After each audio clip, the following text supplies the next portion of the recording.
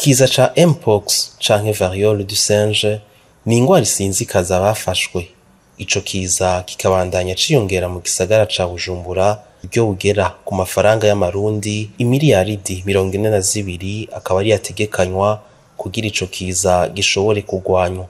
Bimenyeshwa n'umushikiranganje mu vyajejwe harimwo amagara y'abantu, muganga Lidwine Baradahana. Abandanya ahimiriza gufata ingingo zishobotse zo kwikingira ikiza kitaragwirirana.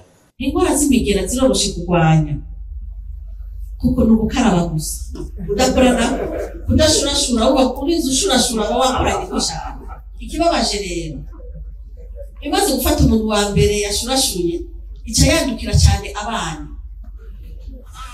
duca dusigara tuyanduzanya mu gukorana.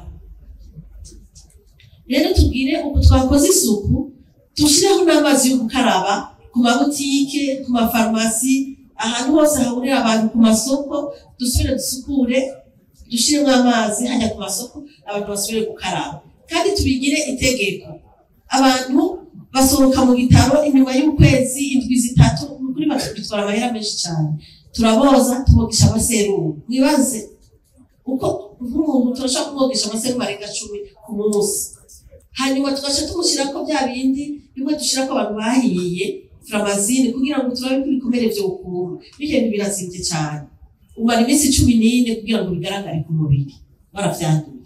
Twari tugishobora kubigwanya, nukuri tubigwanye, twirinde na za nshanju zidahari ko ntari zihari, kuko urushanju rumwe rugurwa iburaya kubera bamaze gushiraho amafaranga menshi bo barugura amadolari 100, ariko twebwe muri Afrika ni amadolari 200.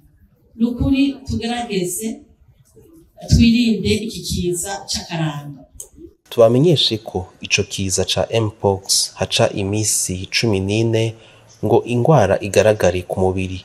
Iyo ngwara ikaba ifise ibimenyetso vy'ubushuhe, uburuhe, kubabara mu muhogo n'ibihere ku mubiri.